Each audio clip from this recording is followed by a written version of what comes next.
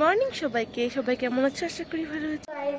এখন আমার বিয়ে হয়ে গেছে, এখন খাচ্ছি ম্যাগি, তারপরে হচ্ছে বই পড়া হবে, তারপর স্কুল যাব তো, আর তারপরে বৃন্দাবনতে আসবে আমার ছেলেটা অনেকদিন থেকে।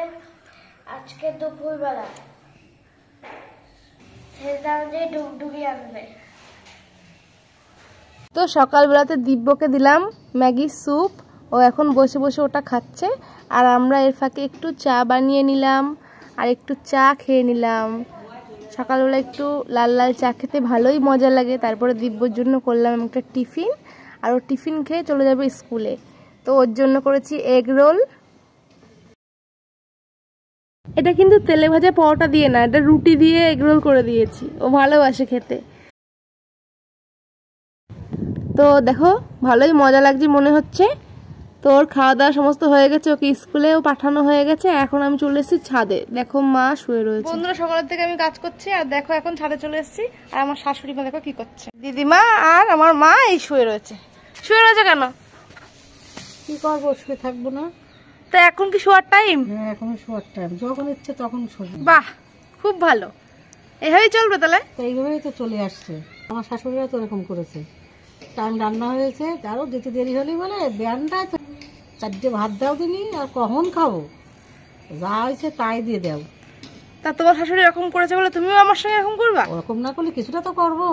দেখছো যখন বৌমার কষ্ট হয়ে যাচ্ছে, বৌমা কিছু করে দেবো। এই তো সকালে ছেলে চান করে দিচ্ছি, জামা কাপড় পরিয়ে দিচ্ছি, স্কুলে পাঠিয়ে দিচ্ছি, আবার কি এবার তুমি কিছু রান্না টান্না করো।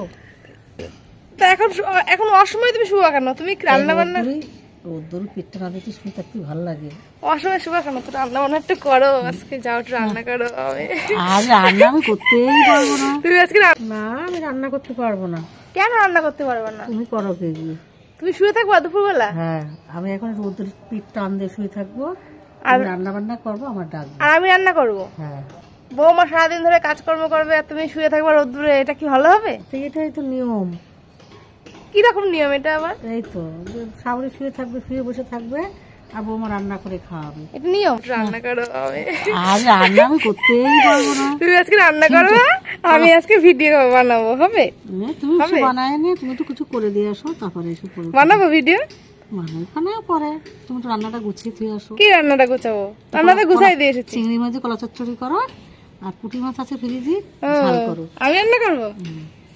তুমি আজকে রান্না করো, এটাই ভালো পারি না। খুব ভালো পারবা মানে? করবা না বলে তাই বলে পারি না?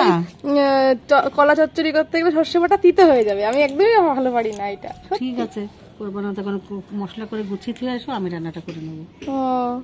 আমি মশলা করে গুছিয়ে দিয়ে আসবো, তুমি রান্না করবা? ও ঠাকুর, এটা কি করে হবে? এটাই হবে, বোঝো না, শাশুড়িদের পায়ে ব্যথা কমেছে? সামান্য দেখি পায়ে ব্যথা দেখাও।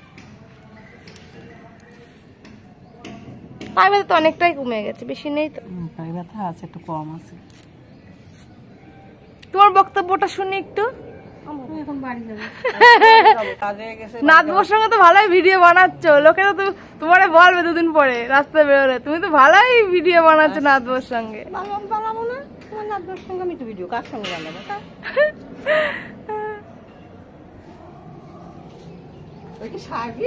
বুঝতেই পারছো মা আজকে উঠার মুড়ে নেই, এই যে শুয়ে রয়েছে।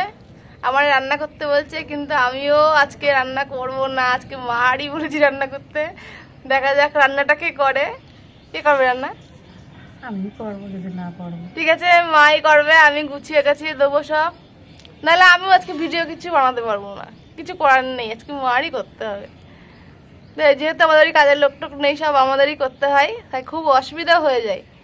তা আজকে আমি রান্না বান্না সবকিছু গুছিয়ে দেবো, মশলা টশলা সমস্ত করে, আর মা রান্না করবে। এখন মা একটু রেস্ট নিয়ে নিচ্ছে। তো ভিডিওটা এই পর্যন্তই থাকলো।